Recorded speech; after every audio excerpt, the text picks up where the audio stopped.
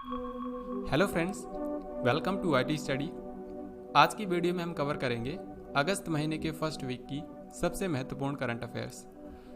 तो इसमें हम लोग 1 से लेकर 7 अगस्त के बीच जितनी भी इवेंट्स हुई हैं, इनसे रिलेटेड आपके एग्जाम में जो भी सवाल बनाए जा सकते हैं, उन सब को हम इसी एक वीडियो के अंदर कवर करेंगे।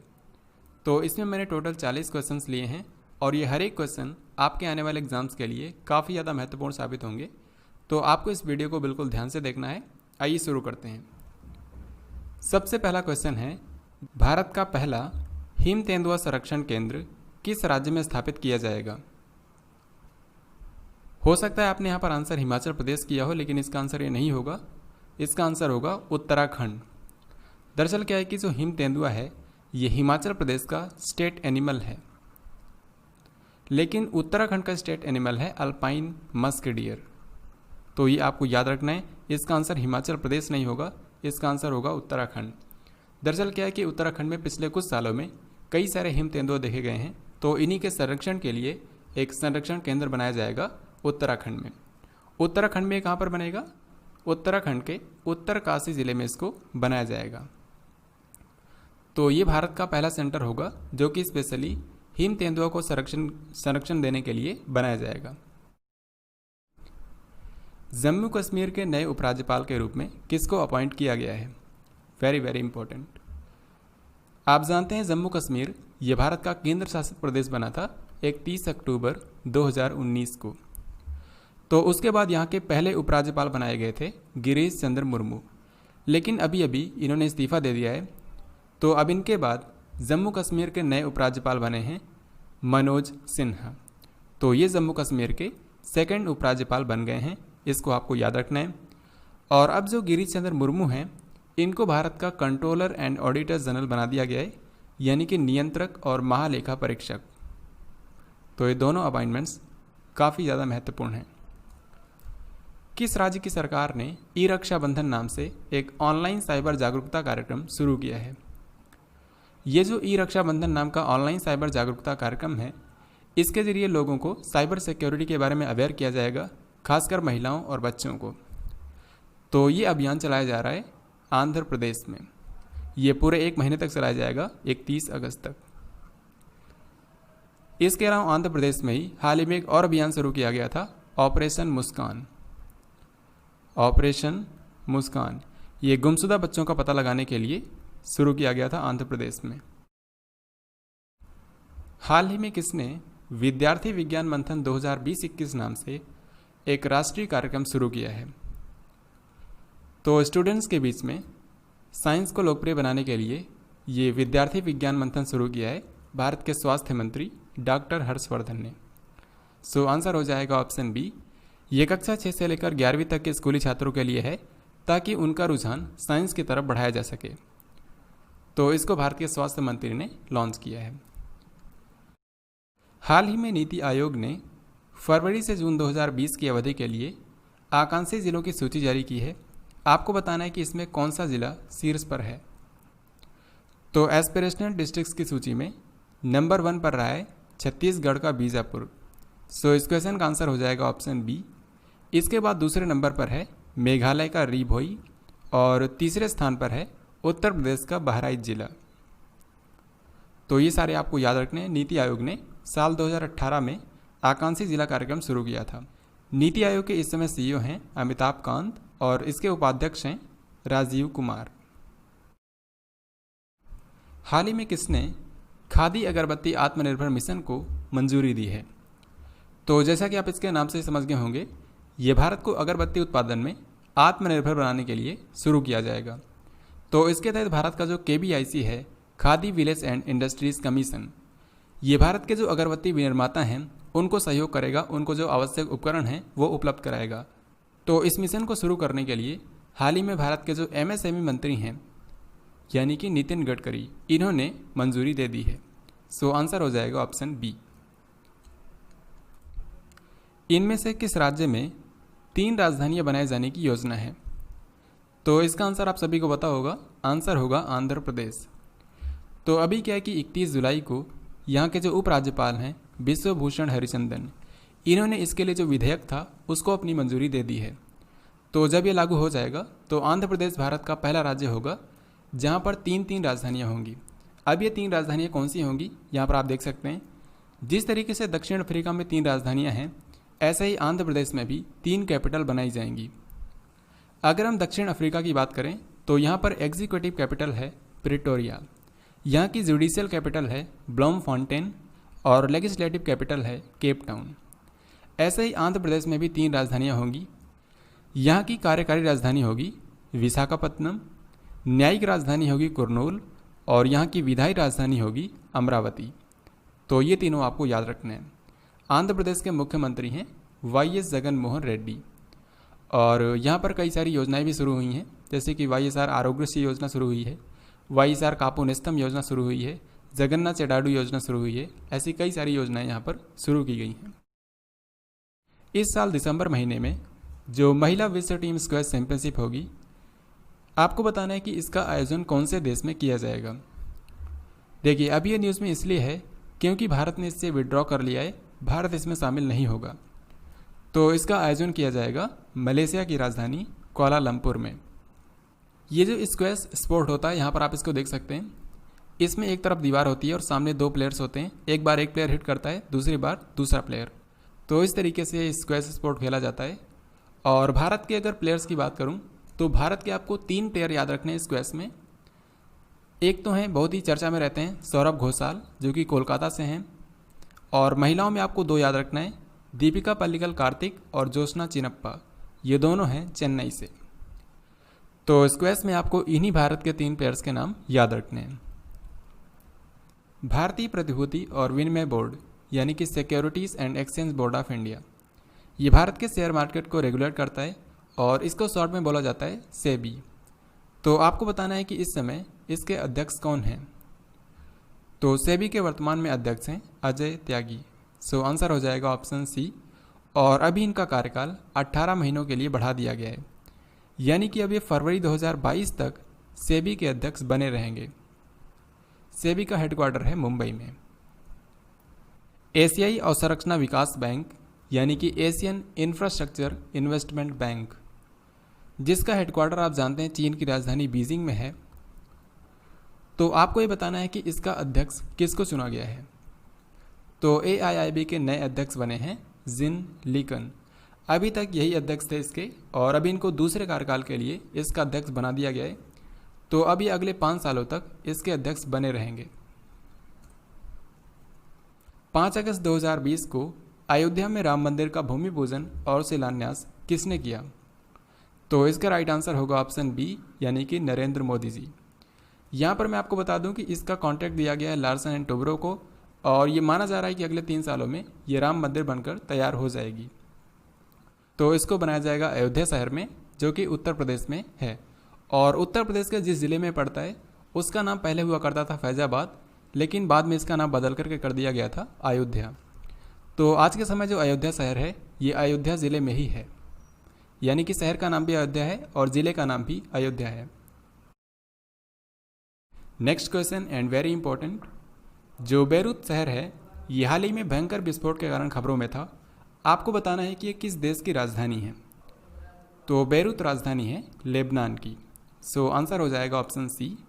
तो यहाँ पर 4 अगस्त को भयंकर विस्फोट हुआ, जिसमें 200 से भी ज़्यादा लोग मारे गए और 4000 से भी ज़्यादा लोग घायल हो गए। तो इसमें जिस केमिकल के कारण विस्फोट हुआ था उसको बोलते हैं अमोनियम नाइट्रेट, NH4NO3। यहाँ पर आप इसको देख सकते हैं, इससे हो जाएगा NH4 और इससे हो जाएगा NO3। तो इसका केमिकल फार्मूला होता है NH4NO3। इसका इस्तेमाल वैसे तो फर्टिलाइज़र के रूप में किया जाता है, लेकिन चट्टानों को तोड़ने के लिए इसको एक विस्फोटक पदार्थ के रूप में भी इस्तेमाल किया जाता है। तो सबसे पहले मैं आपको मैप पर दिखाता हूँ। ये है लेबनान, जो कि पश्चिमी एशिया में है और ये भूमध्य सागर के बिल्कुल पूर्व में है। तो क्या है कि यहाँ का जो बेरूत शहर है, यहाँ पर जो पोर्ट है, यहाँ पर पिछले कई सालों से सरकार ने एक जहाज़ से इस अमोनियम नाइट्रेट को जब्त कर लिया था, लगभग 2750 टन। तो आप समझ सकते हैं कितनी ज़्यादा मात्रा में था। तो इसी के कारण 4 अगस्त को विस्फोट हो गया, जिसमें 200 से भी ज़्यादा लोग मारे गए। इसके बाद सरकार के खिलाफ इसको लेकर काफ़ी ज़्यादा प्रोटेस्ट भी हुए और दबाव इतना ज़्यादा बढ़ा कि सरकार को इस्तीफा देना पड़ा। यहाँ के जो प्रधानमंत्री हैं हसन दियाब, उन्होंने इस्तीफा दे दिया है। तो ये भी आपको याद रखना है, लेबनान के जो प्रधानमंत्री हैं हसन दियाब, इन्होंने इस्तीफा दे दिया है। राज्यसभा सांसद अमर सिंह का हाल ही में निधन हो गया। आपको बताना है कि किस राजनीतिक पार्टी से जुड़े थे। तो इसका राइट आंसर हो जाएगा ऑप्शन ए, यानी कि समाजवादी पार्टी। ये वैसे समाजवादी पार्टी के महासचिव थे। 2010 में इनको मुलायम सिंह ने पार्टी से बाहर कर दिया था, लेकिन 2016 में ये फिर से पार्टी में शामिल हुए और राज्यसभा सदस्य भी चुने गए, और इसी के बाद इनको पार्टी का फिर से महासचिव बना दिया गया था। तो अभी इन्हीं की हाल ही में डेथ हो गई है। इनके अलावा उत्तर प्रदेश की कैबिनेट मंत्री कमल रानी वरुण की हाल ही में डेथ हो गई कोरोना वायरस के कारण। साल 2019 में इनको उत्तर प्रदेश का तकनीकी शिक्षा मंत्री बनाया गया था। तो अभी इनकी डेथ हो गई है। ये 2 बार लोकसभा सांसद भी रह चुकी हैं। दुनिया की सबसे मूल्यवान पब्लिक ट्रेडेड कंपनी कौन सी बन गई है? तो जिस तरीके से आप जानते हैं, भारत की सबसे मूल्यवान कंपनी है रिलायंस इंडस्ट्रीज लिमिटेड। ऐसे ही पूरी दुनिया की सबसे मूल्यवान कंपनी बन गई है एप्पल, जो कि अमेरिका की एक स्मार्टफोन मैन्युफैक्चरर कंपनी है। तो इसका आंसर हो जाएगा ऑप्शन ए। इसने हाल ही में सऊदी अरामको को पीछे छोड़ दिया है। रिलायंस की इस समय मार्केट वैल्यू है लगभग $150 बिलियन। ऐसे ही एप्पल की मार्केट वैल्यू है लगभग $2 ट्रिलियन। तो इसकी मार्केट वैल्यू $2 ट्रिलियन तो अभी नहीं हुई है, लेकिन बहुत ही जल्द हो जाएगी। एप्पल के इस समय सीईओ हैं टिम कुक। नई शिक्षा नीति 2020 के अनुसार मौजूदा 10+2 पाठ्यक्रम की जगह कौन सा स्ट्रक्चर अपनाया जाएगा?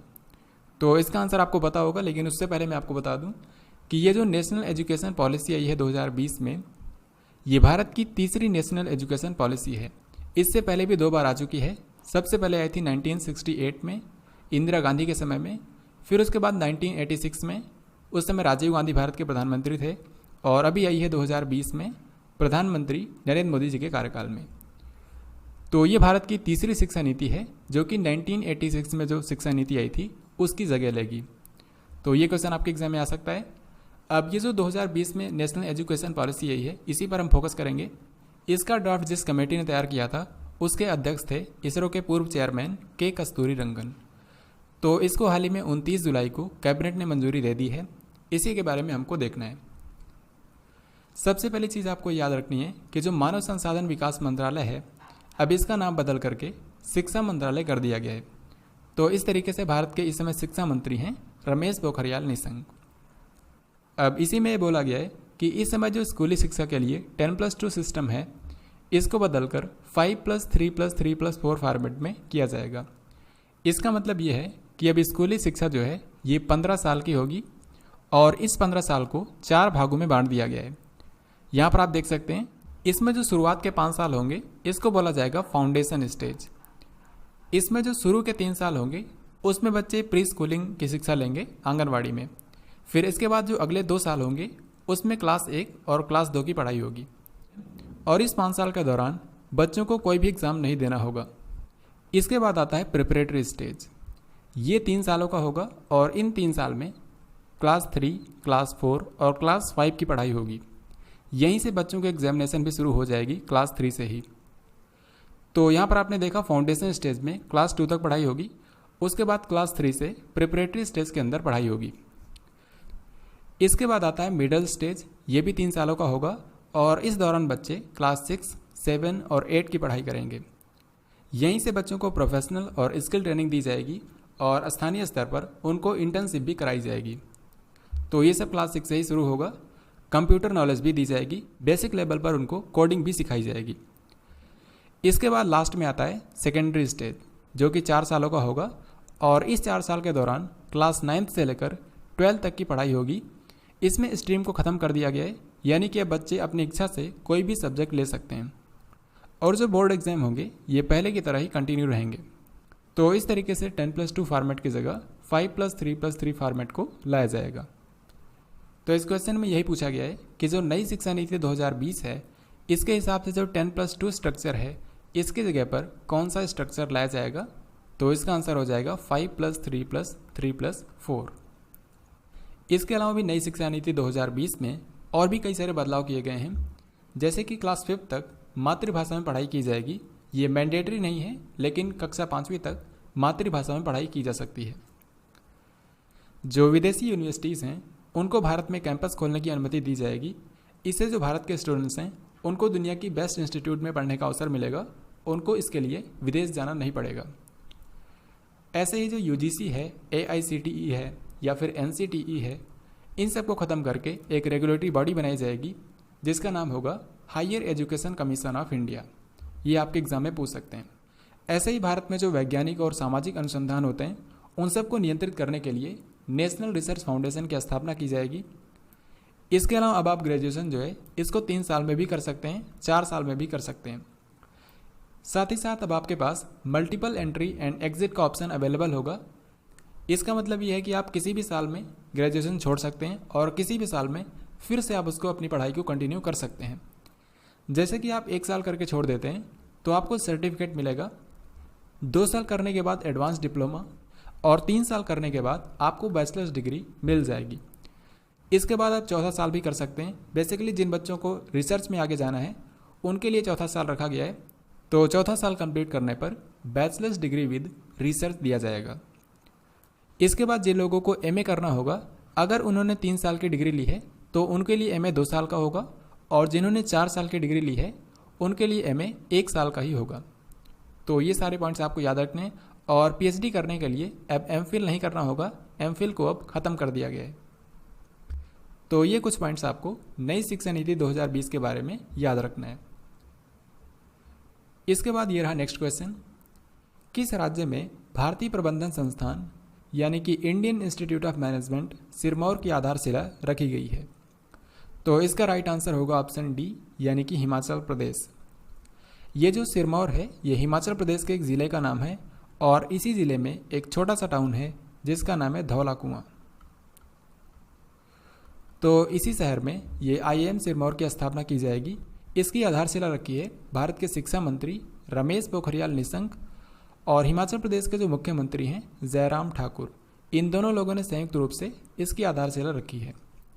यहाँ पर कमेंट बॉक्स में आपको ये बताना है कि भारत का कौन सा मैनेजमेंट संस्थान जो है ये NIRF रैंकिंग 2020 के हिसाब से भारत का सबसे बेस्ट मैनेजमेंट इंस्टीट्यूट है। ये आपको कमेंट बॉक्स में लिखकर बताना है। HDFC बैंक के अगले मुख्य कार्यकारी अधिकारी यानी कि CEO कौन होंगे? तो देखिए क्या है कि HDFC बैंक जो है ये साल 1994 में बना था और जब से ये बना था तब से इसके CEO थे आदित्य पुरी।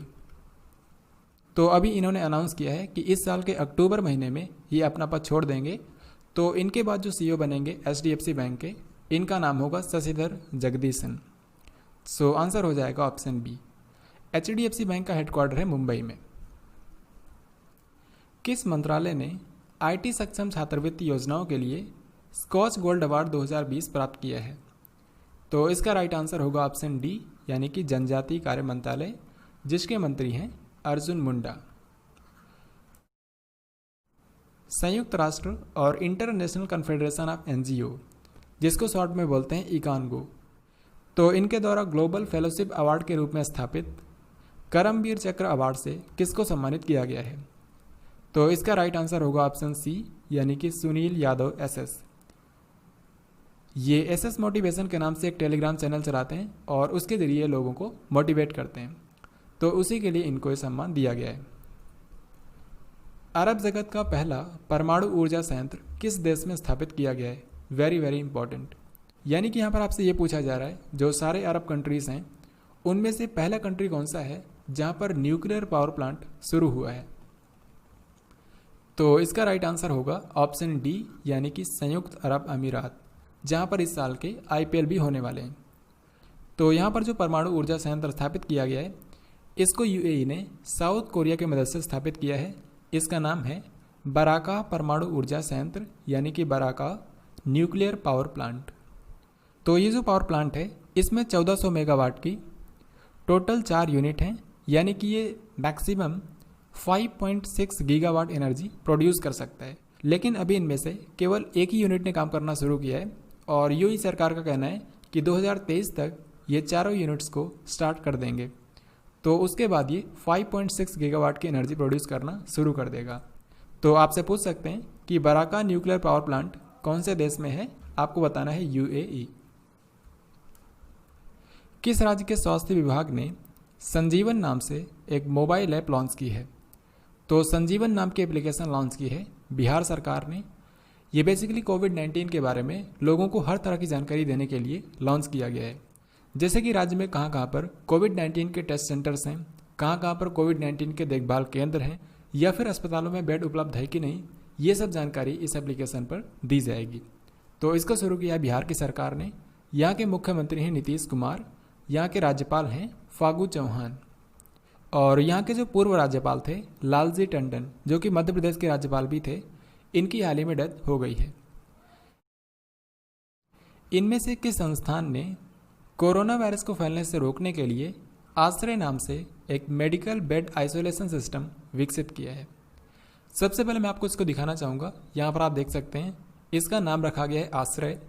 तो ये जो मेडिकल बेड आइसोलेशन सिस्टम है, इसको इस तरीके से डिज़ाइन किया गया है कि ये किसी भी तरीके से इन्फेक्शन को बाहर फैलने नहीं देगा। इनफैक्ट अंदर का जो चैम्बर है उसको भी ये लगातार सैनिटाइज करता रहेगा। तो इसको बनाया है defence institute of advance technology ने, यानी कि DIAT ने, जो कि पुणे में है। ये आप सभी को पता होगा। तो ये हाल ही में कुछ कारणों से न्यूज़ में है, इसके बारे में आपको बताता हूँ। जैसे कि इसने वायरस का खात्मा करने के लिए अतुल्य नाम का एक माइक्रोवेव स्टरलाइजर विकसित किया है। और ये तो मैंने आपको बता ही दिया कि कोरोना वायरस को फैलने से रोकने के लिए आश्रय नाम से मेडिकल बेड आइसोलेशन सिस्टम विकसित किया है। और इसी ने पवित्रापति नाम का बायोडिग्रेडेबल फेस मास्क भी बनाया है। और आप जानते होंगे 1 से लेकर 3 अगस्त तक मानव संसाधन विकास मंत्रालय और all India council of technical education, इन दोनों ने मिलकर स्मार्ट इंडिया हैकाथॉन 2020 का आयोजन किया था उत्तर प्रदेश के नोएडा में। तो ये जो प्रतियोगिता आयोजित की गई थी, इसका फर्स्ट प्राइज भी इसी संस्थान ने जीता है, defence institute of advanced technology. तो इसके बारे में आपको याद रखना है। गुयाना के नए राष्ट्रपति कौन बन गए हैं? गुयाना आप जानते हैं दक्षिण अमेरिका का एक देश है। इसकी राजधानी है जॉर्ज टाउन। और इसकी करेंसी है गियानीज डॉलर। तो यहाँ के अभी अभी नए राष्ट्रपति बन गए हैं मोहम्मद इरफान अली। यहाँ पर आप इनको देख सकते हैं। सो आंसर हो जाएगा ऑप्शन डी। आप सभी जानते हैं कि इस साल जो IPL का आयोजन किया जाना है, ये होगा UAE में। भारत सरकार ने हाल ही में इसकी मंजूरी दे दी है। तो आपको ये बताना है कि इसका आयोजन UAE के किस शहर में किया जाएगा। तो इसका आयोजन UAE के 3 शहरों में किया जाएगा, दुबई, शारजा और अबू धाबी।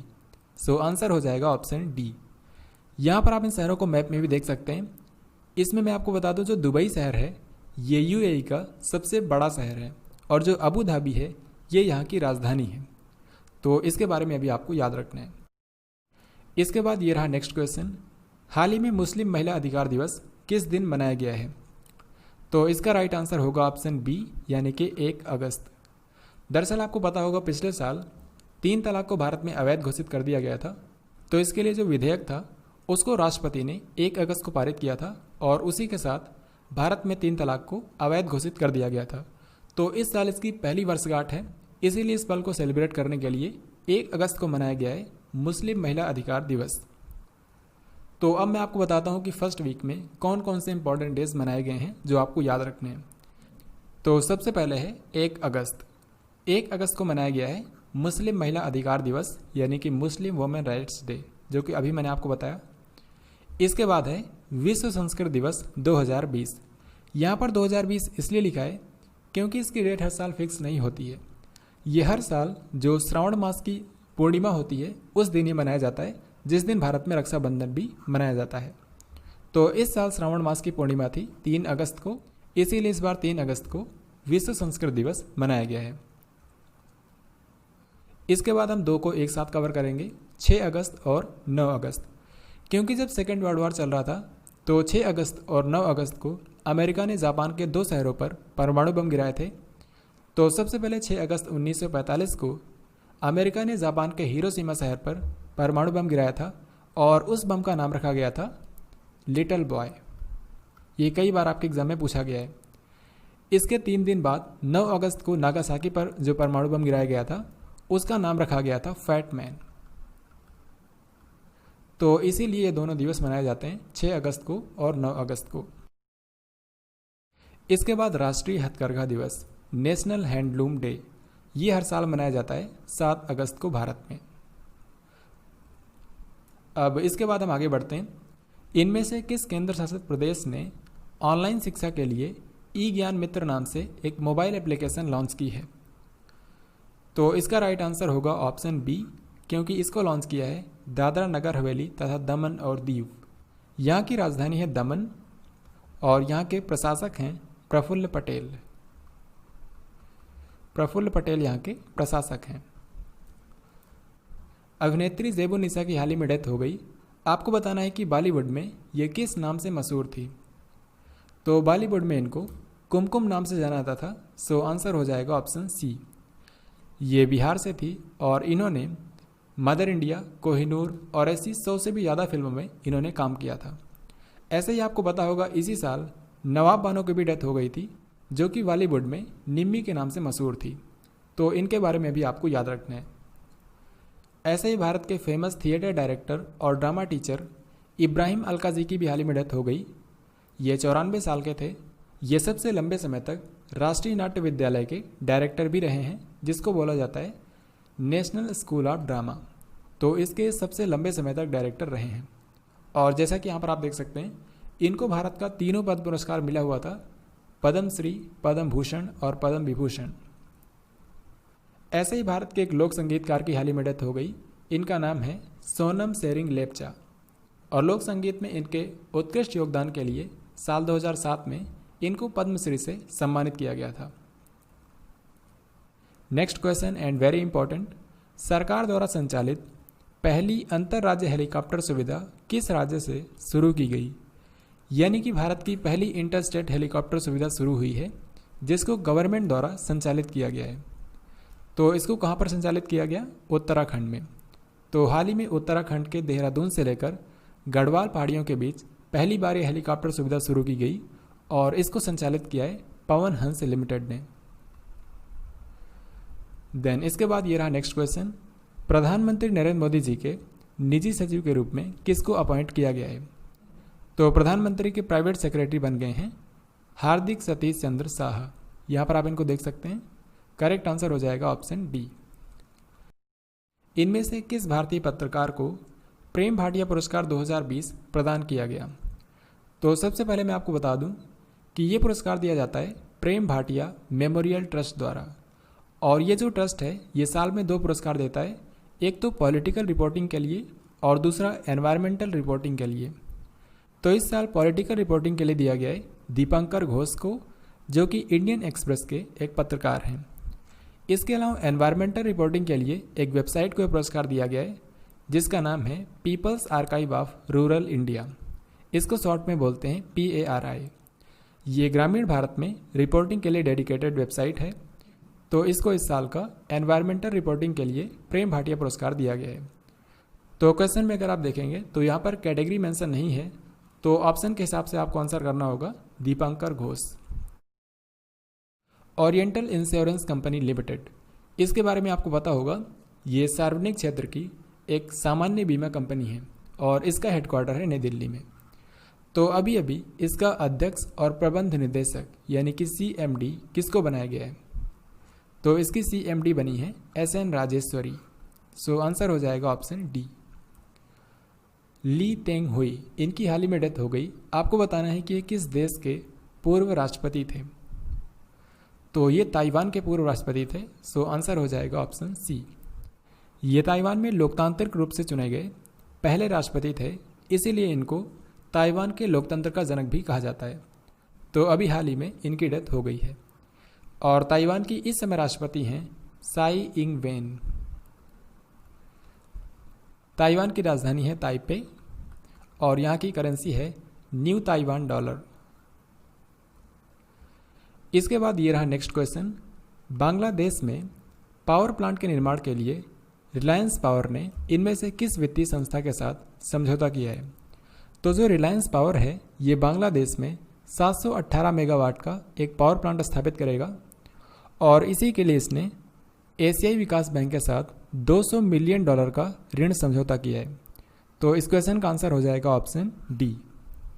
बांग्लादेश की प्रधानमंत्री हैं शेख हसीना और इनकी पार्टी का नाम है आवामी लीग। 30 जुलाई को प्रधानमंत्री नरेंद्र मोदी जी ने भारत की सहायता से निर्मित किस देश में नए सुप्रीम कोर्ट भवन का उद्घाटन किया है? तो इसका राइट आंसर होगा ऑप्शन सी, यानी कि मॉरिशस।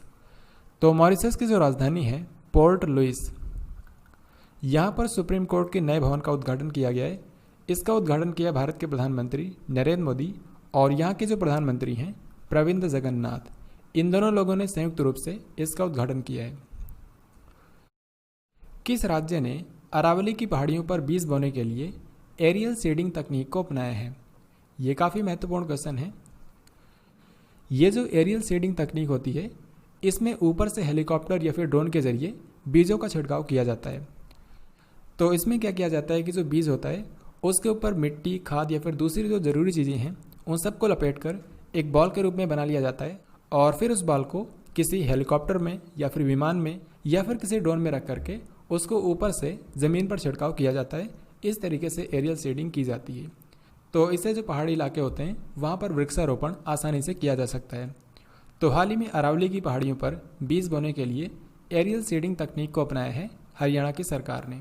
सो आंसर हो जाएगा ऑप्शन बी। हरियाणा के मुख्यमंत्री हैं मनोहर लाल खट्टर। इनमें से किस राज्य में एक मास्क अनेक जिंदगी नाम से एक जन जागरूकता अभियान शुरू किया गया? तो क्योंकि एक जागरूकता अभियान है तो इसमें लोगों को मास्क पहनने के महत्व के बारे में जागरूक किया गया और इसको शुरू किया था मध्य प्रदेश की सरकार ने। सो आंसर हो जाएगा ऑप्शन डी।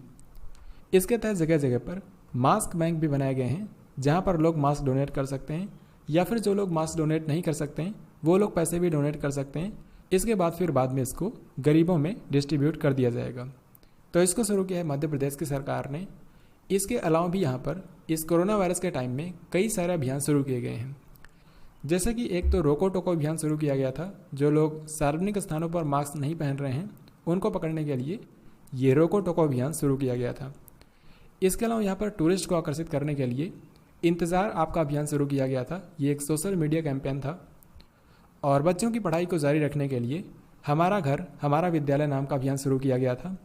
ऐसे ही यहाँ पर कोरोना वायरस को फैलने से रोकने के लिए किल कोरोना अभियान भी शुरू किया गया था। तो ये सारे अभियान मध्य प्रदेश ने ही शुरू किए हैं, ये आपको याद रखना है। इनमें से किस फार्मूला 1 ड्राइवर ने ब्रिटिश ग्रां प्री 2020 का खिताब जीत लिया है? तो ब्रिटिश ग्रां प्री खिताब जीता है ब्रिटेन के ही प्लेयर लुइस हैमिल्टन ने। सो आंसर हो जाएगा ऑप्शन बी। ये ब्रिटेन के ही हैं और ये मर्सिडीज चलाते हैं। यहाँ पर आप इनकी कैप में देख सकते हैं मर्सिडीज का लोगो। तो अभी तक वैसे तो टोटल 5 फार्मूला और रेस हो चुकी हैं, लेकिन यहाँ पर मैंने 4 लिखे हैं। इनमें से 3 को जीता है लुइस हैमिल्टन ने और 1 को जीता है वाल्टेरी बोटास ने। वाल्टेरी बोटास ने जीता है ऑस्ट्रियन ग्रैंड प्रिक्स। इसके अलावा जो हैं Styrian Grand Prix, Hungarian Grand Prix और ब्रिटिश ग्रैंड प्रिक्स, इन तीनों को जीता है लुइस हैमिल्टन ने। अब इसके अलावा जो इस साल की 5वीं ग्रैंड प्रिक्स हुई है, इसका नाम आप लोग को कमेंट बॉक्स में लिखकर बताना है और उसको किसने जीता है ये भी आपको बताना है। हालांकि नेक्स्ट वीडियो में मैं आपको उसके बारे में भी बताऊंगा। हरियाणा सरकार ने राज्य के खेल विभाग में इनमें से किस खिलाड़ी को उप निदेशक अपॉइंट किया है? तो इसका राइट आंसर होगा ऑप्शन सी, यानी कि ए और बी दोनों। कहने का मतलब कविता दलाल जो कि एक कबड्डी प्लेयर हैं और बबीता फोगाट जो कि भारत की एक रेसलर हैं, इन दोनों लोगों को हरियाणा सरकार ने अपने खेल विभाग में उप निदेशक के तौर पर अपॉइंट किया है। तो इसको आपको याद रखना है।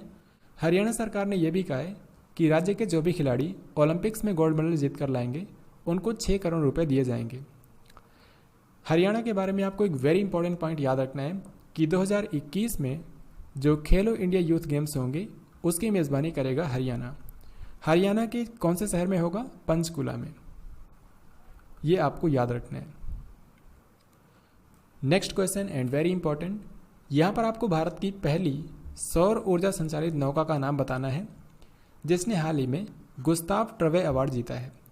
ये जो गुस्ताव ट्रवे अवार्ड होता है ये उन लोगों या फिर उन संस्थानों को दिया जाता है जो कि इलेक्ट्रिक बोट के निर्माण में काम कर रहे हैं या फिर उसमें कुछ इनोवेशन कर रहे हैं। तो भारत की जो पहली सौर ऊर्जा संचालित नौका है जिसका नाम है आदित्य, इसी को हाल ही में गुस्ताव ट्रवे अवार्ड दिया गया है। यहाँ पर आप इसको देख सकते हैं। इसको 2017 में ही लॉन्च किया गया था केरल में, तो तब से ये लगातार चल रही है। इनमें से किस क्षेत्र में उत्कृष्ट प्रदर्शन के लिए एमी पुरस्कार दिया जाता है? एमी पुरस्कार जो है ये टेलीविज़न की फील्ड में दिया जाता है। सो आंसर हो जाएगा ऑप्शन बी। इस साल इसका 72वां संस्करण होगा और कोविड-19 के चलते इस बार इसका जो समारोह होगा इसको वर्चुअली आयोजित किया जाएगा। प्रत्येक वर्ष विश्व स्तनपान सप्ताह यानी कि वर्ल्ड ब्रेस्ट फीडिंग वीक कब से कब तक मनाया जाता है? तो विश्व स्तनपान सप्ताह जो है ये हर साल अगस्त महीने के फर्स्ट वीक में मनाया जाता है, यानी कि 1 से 7 अगस्त के बीच। सो आंसर हो जाएगा ऑप्शन ए। और इसकी हर बार एक थीम भी होती है। तो इस बार इसकी थीम है support breast feeding for a healthier planet. Support breast feeding for a healthier planet, यानी कि स्वस्थ ग्रह के लिए स्तनपान का समर्थन। तो ये आपको याद रखना है, दिस इज़ वेरी इंपॉर्टेंट। हाल ही में एक नोबेल पुरस्कार विजेता की डेथ हो गई। इनका नाम है जॉन ह्यूम। यहाँ पर आप इनको देख सकते हैं। तो आपको ये बताना है कि इन्होंने 1998 में किस क्षेत्र का नोबेल पुरस्कार जीता था। सबसे पहली चीज़ जो आपको इनके बारे में याद रखनी है कि ये उत्तरी आयरलैंड से हैं और इन्होंने रीजन में शांति स्थापित करने के लिए काफ़ी अहम योगदान दिया था। इसीलिए इनको 1998 में शांति का नोबेल पुरस्कार दिया गया था। सो आंसर हो जाएगा ऑप्शन ए। स्पेसएक्स के डेमो 2 मिशन में इनमें से किस अंतरिक्ष यात्री को अंतर्राष्ट्रीय अंतरिक्ष स्टेशन में भेजा गया था? ये तो आपको डेफिनेटली पता होगा, कई बार मैं आपको बता चुका हूँ। आंसर हो जाएगा ऑप्शन डी, यानी कि बी और सी दोनों, यानी कि बॉब वेनकेन और डगलस हार्ले। यहाँ पर आप इनको देख भी सकते हैं। तो ये अगस्त महीने में न्यूज़ में इसलिए थे क्योंकि आप जानते हैं इसको मई के बिल्कुल आखिर में भेजा गया था। तो लगभग 2 महीनों की यात्रा के बाद अब ये धरती पर वापस आ गए हैं। इसके लिए जो क्रू कैप्सूल गया था उसका नाम आप जानते हैं क्रू ड्रैगन रखा गया था। तो इसको नासा ने पिछले 45 सालों में पहली बार सीधे समुद्र में इसकी लैंडिंग कराई है, मैक्सिको की खाड़ी में। तो यहाँ पर आप इस वीडियो में लैंडिंग करते हुए भी देख सकते हैं। तो इनका नाम आपको ज़रूर याद रखना है, बॉब वेनकेन और डगलस हार्ले। भारतीय मूल के किस पॉलिटिशियन को सिंगापुर में विपक्ष का नेता नामित किया गया है? ये क्वेश्चन काफ़ी महत्वपूर्ण है और वो मैं आपको बताता हूँ क्यों।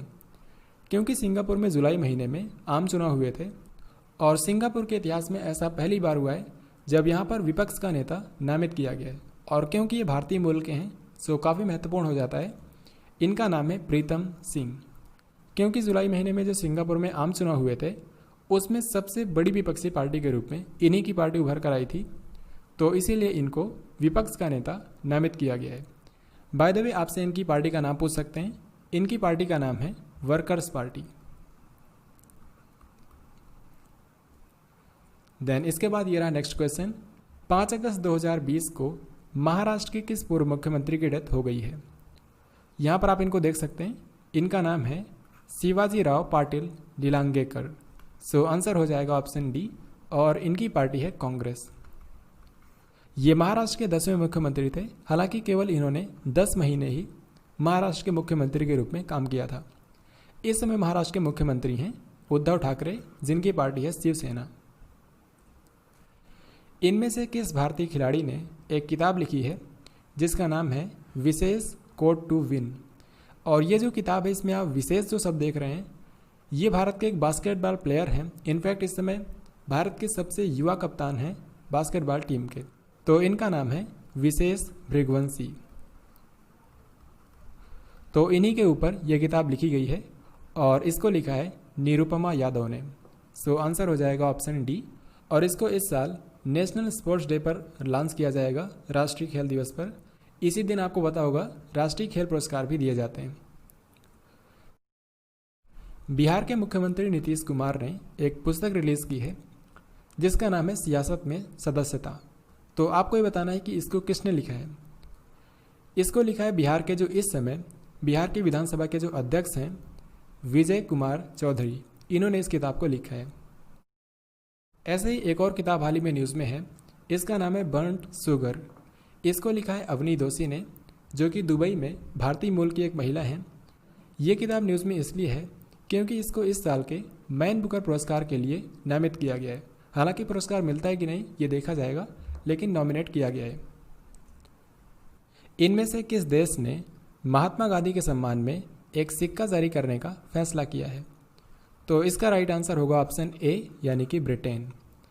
दरअसल आप जानते हैं ब्रिटेन के जो इस समय वित्त मंत्री हैं उनका नाम है ऋषि सुनक और ये भारतीय मूल के हैं। तो इन्होंने यहाँ की जो रॉयल मिंट एडवाइजरी कमेटी है इसको एक पत्र लिखा था कि महात्मा गांधी के सम्मान में एक सिक्का जारी किया जाए। तो महात्मा गांधी पहले ऐसे अश्वेत व्यक्ति होंगे जिनकी तस्वीर ब्रिटेन की करेंसी पर प्रिंट होगी। ब्रिटेन की करेंसी है पाउंड। ब्रिटेन के प्रधानमंत्री हैं बोरिस जॉनसन और यहाँ पर भारत की नई उच्चायुक्त बनी हैं गायत्री आई कुमार। तो ये सब आपको ब्रिटेन के बारे में याद रखना है।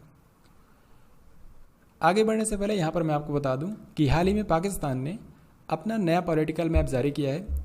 इसमें इन्होंने भारत के कई सारे हिस्सों को अपना बताया है। यहाँ पर आप देख सकते हैं इसमें जम्मू कश्मीर, लद्दाख और गुजरात में अगर आप देखेंगे तो सर क्रीक और जूनागढ़।